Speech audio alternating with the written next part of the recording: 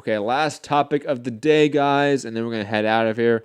According to Sensor Tower, who's the outlet we talked about, I think, a few months back, talking about DAZN numbers, the top grossing sports app worldwide for November of 2019 was DAZN, with more than $16.8 million in user spending.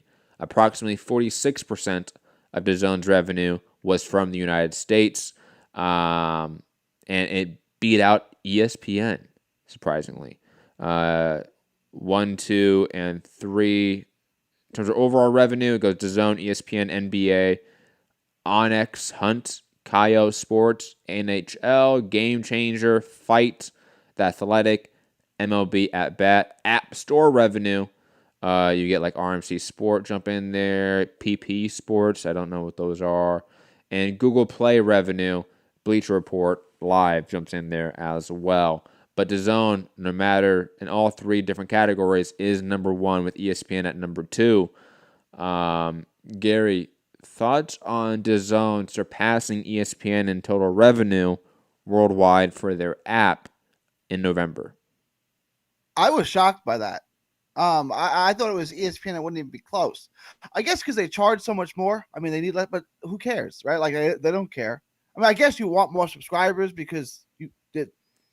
You add in maybe the Canelo event, KSI Logan Paul. Sorry. Virgil Ortiz. What? Virgil Ortiz.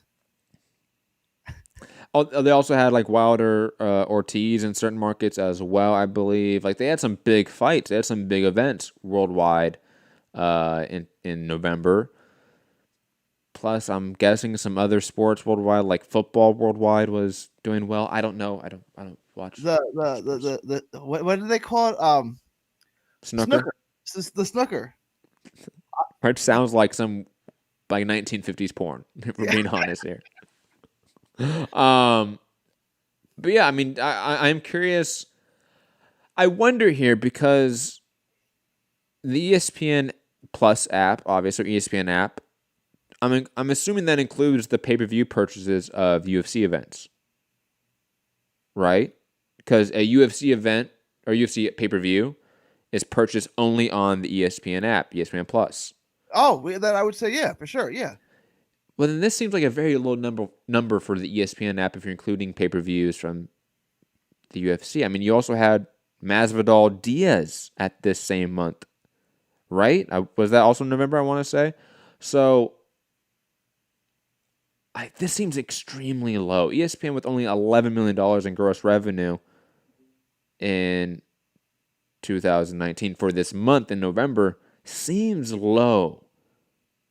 If you include that potential pay-per-view market, even though it's obviously a diminished market compared to what it was originally on cable providers, but still, you're still adding a good percentage of revenue from pay-per-views, I'm assuming, for the UFC with this. Why is it so low? Is it a sign that the pay-per-views are really are struggling that much on ESPN Plus comparative to when they were distributed through cable providers?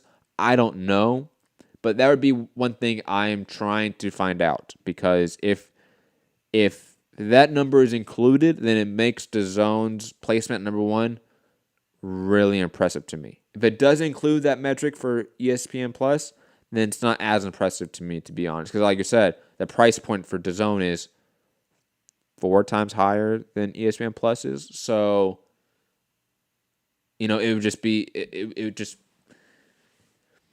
there's a lot of things I'm curious about with these numbers that I don't feel like I have a complete data table here. ESPN's going to raise their prices too. They have to. Like they're gonna say, okay, well, DAZN did this by charging this much, and we're only charging 5. Okay, we're gonna charge 8 or 10. Like that's gonna happen. Like, because you know that you can get it because DAZN's getting it, and I'm a bigger name, and I offer a better product. Like I know people outside of the boxing community who have the ESPN Plus app. I don't know anyone outside of the boxing community who's got DAZN. Yeah, unless they're an MMA fan. That'd be it for Bellator. But it had to be a hardcore MMA fan, right? Yeah. Yeah, it's not like you're just casual MMA fans like, I want to watch Bellator.